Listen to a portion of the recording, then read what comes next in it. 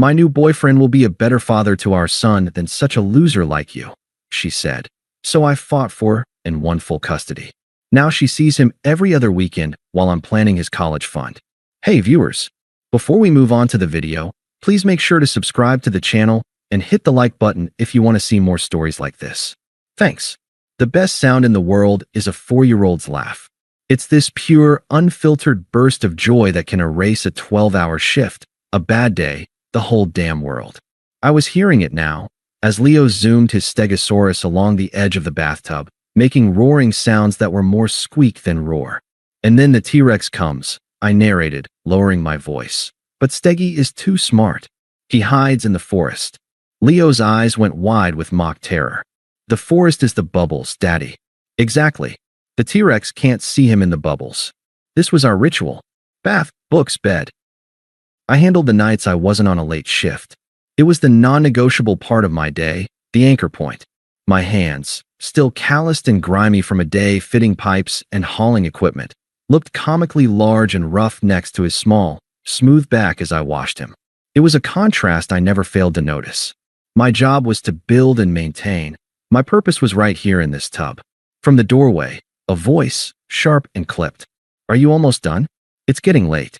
Qley stood there, leaning against the frame, her phone casting a bluish glow on her face. She was already dressed for a night out, a sleek black top, jeans that looked painted on. Her hair was perfect. Just about, I said, keeping my voice light. We're at the climax of the dinosaur bubble forest saga. She didn't smile.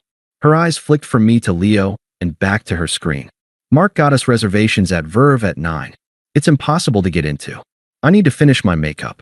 Mark, her new boss. The name was becoming a constant, low-frequency hum in our apartment, like a fridge about to break. He was in venture capital or asset management, something that sounded important and paid enough for impossible reservations. We'll be out of your way in 5, I promised. She sighed, a sound of profound inconvenience, and pushed off the doorframe, her heels clicking down the hallway. I focused back on Leo, pushing the unease down. I got him out, dried him off, and wrestled him into his dinosaur pajamas. The whole time, my mind replayed the last few months. Qley's new job, her new wardrobe, her new disdain for our basic life. She'd started calling my construction foreman gig uninspired. You have no portfolio, Liam. Just a paycheck. I'd laughed it off at first, thinking it was stress. Now, the jokes had dried up. After 2 stories, the Gruffalo and good night, construction site, Leo's eyelids were heavy. I tucked him in, kissing his forehead. Love you, buddy.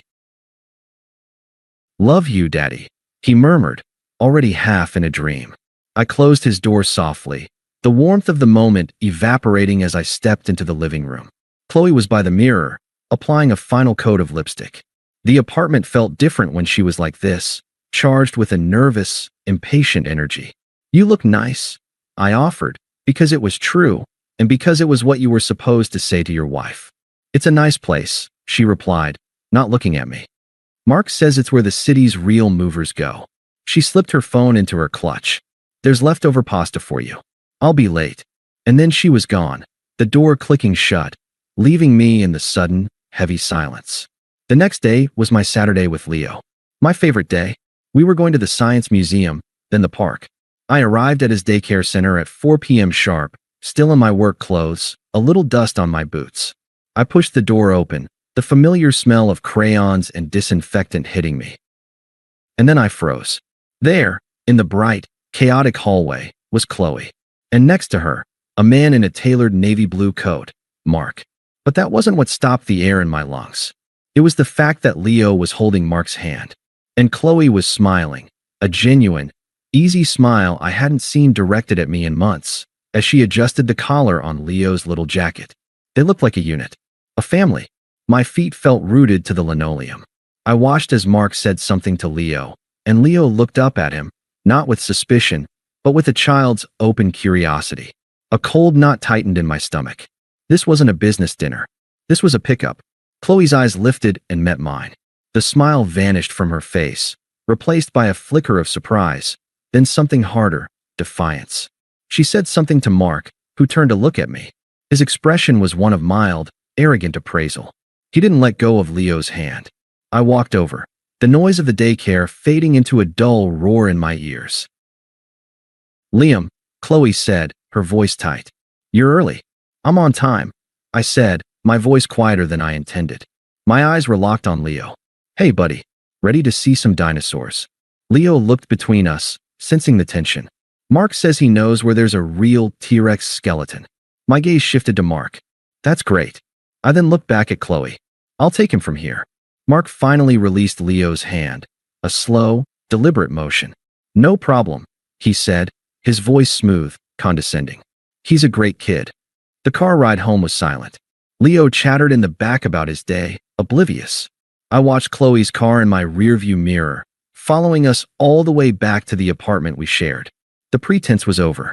That night, after Leo was asleep, the storm broke. I stood in the living room, the same room where she'd told me she'd be late, waiting. She walked in, heels in hand, her expression guarded. "You want to explain what that was?" I asked, my arms crossed. I was proud that my voice was steady. She didn't even try to deny it. She dropped her shoes by the door and faced me, her chin lifted. "Explain what?" "That Mark and I picked up Leo. You know what it looked like. You know what it was. It was a friend helping me out because my husband is always working," she shot back, but there was no heat in it. It was a rehearsed line. "Don't," I said, the first crack in my calm appearing. "Don't insult us both. I saw how he looked at you. I saw how you looked at him. Picking up my son. He's our son," she snapped, the mask slipping. "And Mark actually has a future to offer him. You think reading dinosaur books and working construction is being a father? That's the bare minimum, Liam." The words hit me like a physical blow. The bare minimum. All those nights, all those early mornings, the scraped knees I bandaged, the fears I soothed. The minimum. "I'm his dad," I said, the words feeling inadequate, hollowed out by her contempt. "That's what matters. Me. Not some guy in a fancy coat." She let out a short, bitter laugh. "You still don't get it, do you? You are so completely out of your depth." She took a step forward, her eyes gleaming with a cruel certainty. "My new boyfriend will be a better father to our son than such a loser like you." Loser. The word hung in the air, toxic and final. "Mark has a portfolio. He has influence. You have a toolbox and a fading high school varsity jacket." Her voice was ice. "I'm filing for primary custody. And with his lawyer, I'll win. He understands the system. He knows how to get things done. It's better for everyone if you just fade away." There it was. The plan, laid bare. I wasn't her husband anymore. I was an obstacle. A loser to be phased out and replaced by a superior model. I didn't yell. I didn't beg. I just looked at her, at the stranger wearing my wife's face, and in that moment, something in me broke cleanly, and then reset, harder than before. She had chosen her side. She had drawn a line between us, with our son on her end of it. I gave one slow, measured nod. "Okay, Qley," I said, my voice dangerously quiet. "Okay." I turned and walked out of the room, leaving her standing there. I didn't go to the bedroom. I went to Leo's room, cracked the door, and watched the steady, peaceful rise and fall of his chest as he slept. The fight for him started right then. And I knew, with a clarity that was as cold as it was absolute, that I would not be fading away. The silence in my new apartment was a physical thing. It was a small, one-bedroom box with beige walls and carpet that had seen better decades, but it was clean, and it was mine. The first thing I did after moving the last box in was set up Leo's room. I put up his dinosaur posters, assembled his bed, and stacked his books on a shelf. I made a fortress for him, however temporary. I didn't have the luxury of falling apart. Grief was a bill that would come due later. For now, there was only process. My first call on Monday morning wasn't to a friend to cry, but to a lawyer. Sarah Jenkins had a reputation for being a pit bull in family court, and her website specifically mentioned experience with high-conflict custody disputes involving parental alienation. I booked a consultation for that afternoon. Her office was all cool glass and modern furniture, a world away from my dusty boots and calloused hands. I sat across from her, a neat file folder on my lap. "So, Mr. Carter," she began, her demeanor professional and direct. "Tell me why you're here." I didn't waste time on emotion. I opened the folder. "My wife, Qley, is having an affair with her boss, Mark Dawson. She informed me she intends to file for primary custody, citing my career and income as inferior. She believes his resources will guarantee her victory. I slid the folder across the desk. This is a log of my parenting time for the last 2 years, since my son was born. These are my pay stubs, proving stable, union wage employment. This is a budget showing my ability to support myself and my son. And this, I said, pointing to a separate section, is the beginning of a journal documenting her behavior. Sarah Jenkins scanned the documents, her expression unreadable. This is a good start. Organized. Judges like organized. The loser comment. Witnessed only by me, I admitted. But the sentiment is consistent. She's positioning this other man as a superior father figure. Then we document every interaction that supports that, she said, looking at me with a new level of interest. Every time she's late, every derogatory comment, every time this mark is prioritized over your role as the father. Texts, emails, voice memos. You become a historian, not a husband. Can you do that? I met her gaze. For my son? Yes. The fight began not with a bang, but with a series of meticulously documented skirmishes. Qley, true to her word, filed for divorce and primary custody. Our first court-ordered custody exchange was in a grocery store parking lot. She pulled up in a car I didn't recognize, sleek, German, probably Mark's. She got out, her face a mask of smug satisfaction. See, Liam? This is what a reliable vehicle looks like. Safer for Leo. I ignored her, focusing on my son. Hey, buddy, you ready for our weekend?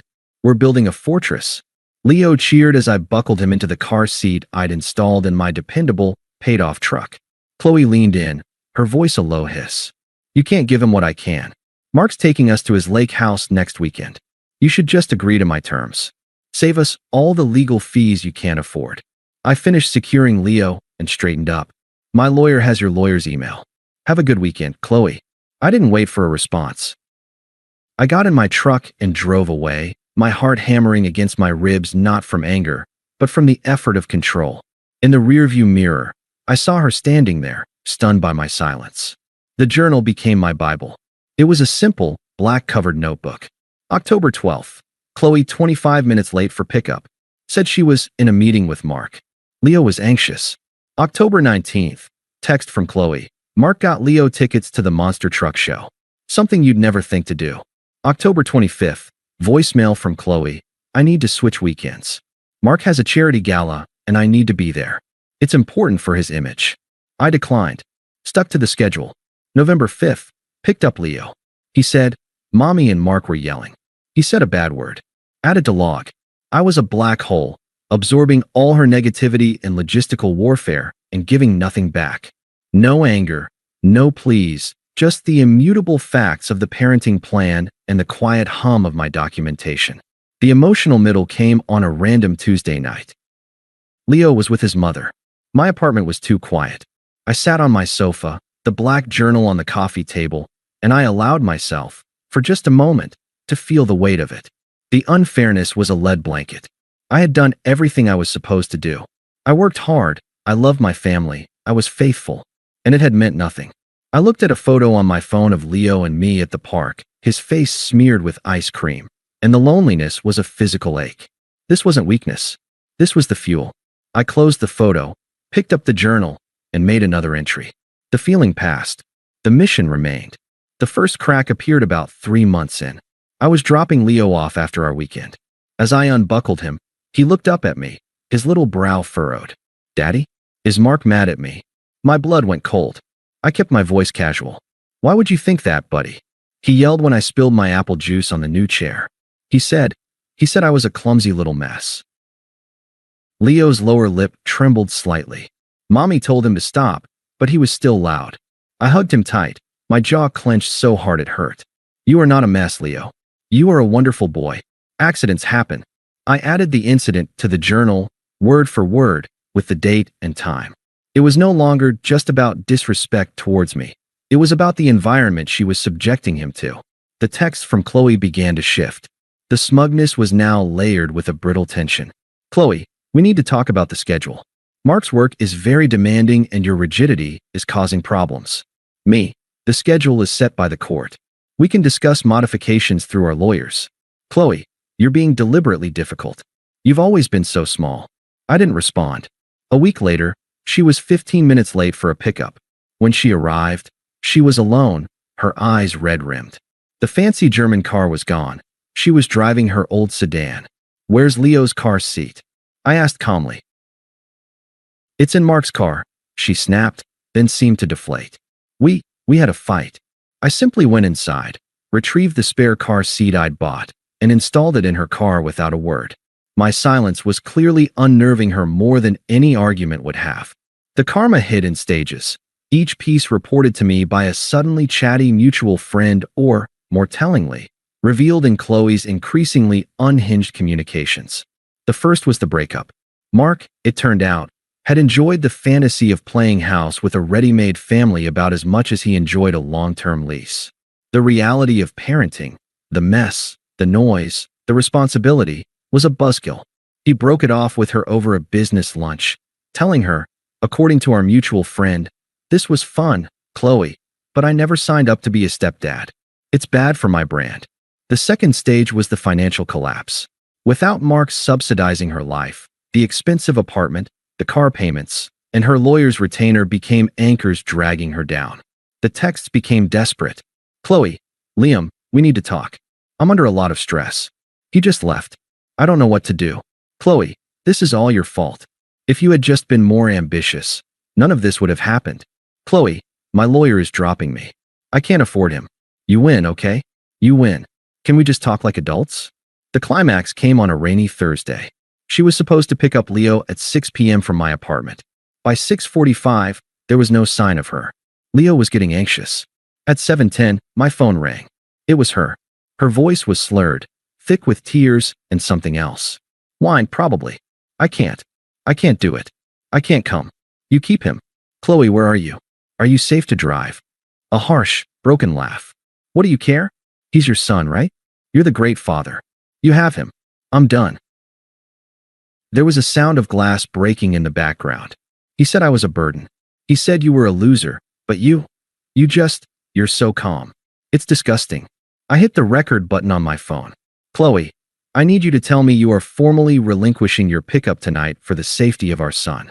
"I'm not. I can't. He's gone, Liam. He's gone and he took everything and it's your fault." She was sobbing now, raging. "You were supposed to fight for me. You were just supposed to take it. Why didn't you just fade away?" The line went dead. I looked down at my phone. The recording was saved. In the serene quiet of my apartment, with my son safely building a Lego castle in his room, I opened the black journal. In neat, precise handwriting, I made my final entry for the day. Date, redacted. 7:12 p.m. Mother called, emotionally distraught, verbally abusive, and potentially intoxicated. She stated, "I can't come. You keep him, and I'm done." When asked to confirm relinquishment of custody for the evening for safety reasons, she reiterated her inability to care for him. Call recorded. "Leo remains with me." I closed the book. The unraveling was complete. The war wasn't over, but the tide had turned irrevocably. I had given her all the rope she needed, and she had, with spectacular efficiency, hung her own case. The victory in court was quiet, anticlimactic, and total. There was no dramatic, Hollywood-style showdown. It was a series of documents, my black journal entered as evidence. The recorded phone call played in a sterile room. Qley's lawyer, underpaid and unprepared, offered little defense against the mountain of documented instability. The judge, a weary-looking woman with sharp eyes, granted me primary physical custody. Qley was awarded standard visitation, every other weekend, one night a week for dinner. She was apoplectic in the hallway outside the courtroom. "This is a travesty. You documented everything? You set me up." I didn't look at her. I looked at my lawyer. "Thank you, Sarah. You did the work, Liam," she said, shaking my hand. I just presented it. The first attempt at contact came that night. A text, so different in tone from her previous venom it might as well have been from another person. "Qley, Liam, I made a huge mistake. I see that now. Can we talk? For Leo?" I stared at the message. The manipulation was so transparent, it was almost pathetic. I didn't reply. I saved the message, took a screenshot, and filed it away in a digital folder I'd labeled post-judgment. I was still the historian. A week later, As I was reading Leo a bedtime story, my phone lit up with a photo. It was an old picture from a vacation before Leo was born. The three of us, Qley, a younger, happier me, and a goofy-looking golden retriever weed since given to her parents, were on a beach, smiling. The text below read, "Qley, remember this? We were so happy. We can be again. He needs his whole family." A cold anger stirred in my gut, but I quashed it. She was using our past, our son, as a tool. I deleted the photo and archived the text. No response. The desperation escalated. The weekly dinner pickups became her new stage.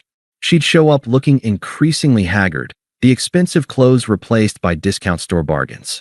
She'd try to engage me in conversation while I buckled Leo into her car. "The apartment feels so empty without him," she'd say, her voice a carefully crafted tremolo. "I'm sure," I'd reply, my tone neutral, finalizing the car seat buckle. "Don't you miss it? Any of it?" "I miss the dog sometimes," I said, and closed the car door. The third attempt, the angry one, happened in the parking lot of a supermarket, our neutral exchange point. It was her weekend. Leo was already in my truck, excited for a trip to the zoo. As I turned to get into the driver's seat, she grabbed my arm. Her grip was tight, frantic. "Liam, wait. Please." I gently but firmly removed her hand. "The schedule is the schedule, Qley." "Stop saying that," she cried, her voice cracking. "He's just a little boy. He needs his mother full time. You're really going to let our family fall apart over one mistake?" "My mistake? You're punishing him to get back at me." I looked at her then, really looked at her. The carefully applied makeup couldn't hide the lines of stress around her eyes. The entitlement was still there, but it was now twisted with a raw, panicked need. "My lawyer has the schedule. We'll stick to that," I said, my voice flat. It was the wrong thing to say. It was the truth, and it was the one thing she couldn't bear. Her face contorted, the mask of the wounded victim shattering to reveal the fuming, cornered animal beneath. "You're enjoying this, aren't you?" she spat, her voice a low, venomous hiss. "You pathetic loser. You're using my son to get back at me. You think you've won? You're just a lonely man in a shitty apartment with a custody order. You have nothing." I held her gaze, my expression unchanging. Her words were just noise now, empty shells hitting armor they could no longer penetrate. "Goodbye, Qley," I said. I got into my truck, started the engine, and drove away. In the passenger seat, Leo was quiet for a moment. "Was Mommy mad?" he asked, his small voice tentative. "Mommy's just having a hard day, buddy," I said, my voice softening only for him. "But we're going to see the elephants. Are you ready?" The sound of his cheerful "yeah" filled the cab, washing away the last echo of her fury. A year is a long time in the life of a child, and in the rebuilding of a man. The small, beige apartment was a memory. I'd used the stability of the custody order to qualify for a modest loan, and I bought a house. It wasn't a mansion, but it had 2 bedrooms, a backyard with a tree perfect for a future swing set, and it was ours. I was repainting the porch, a fresh, clean white, when she found us. I saw her car pull up to the curb, old and dusty. She sat there for a full 5 minutes, just watching me work. Watching Leo chase a squirrel across the lawn with joyful screams. Watching the tangible evidence of a life that had not just survived without her, but had improved. Finally, she got out. She looked thin, worn out. The fight was gone from her posture, replaced by a hollowed-out defeat. "Liam," she said, her voice barely a whisper. I set the paintbrush down on the can. "Qley," she gestured weakly at the house. "This is new." "It is."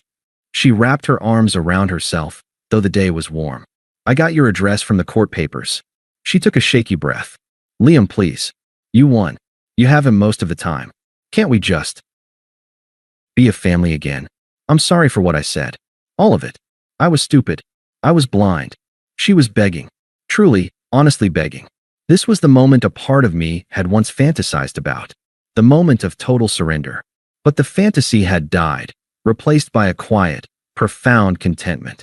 I looked past her, at Leo, who was now trying to dig a hole to China with a stick. I looked back at her, my eyes clear and calm.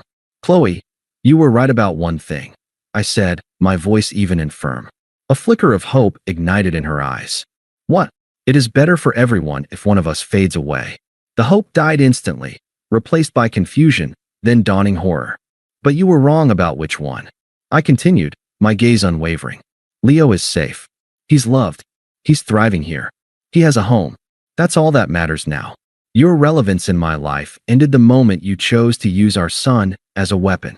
I saw the words land, each one a final, definitive nail in a coffin long since sealed. There were no more tears, no more rage. Just a terrible, empty understanding. This chapter is closed, I said. I didn't wait for a response. I turned my back on her, walking across the freshly cut grass toward my son. Leo, buddy, time to wash up for lunch. He dropped his stick and ran toward me, a whirlwind of dirt and joy. I scooped him up, blowing a raspberry on his neck that sent him into a fit of giggles. I carried him inside, the screen door slapping shut behind us with a sound of finality. I didn't look back to see if she was still there. It no longer mattered. The house was filled with the sound of my son's laughter, and the future, finally, was ours. Thanks for watching. Make sure to subscribe to the channel and hit the like button. What do you think about this story? Share it in the comments.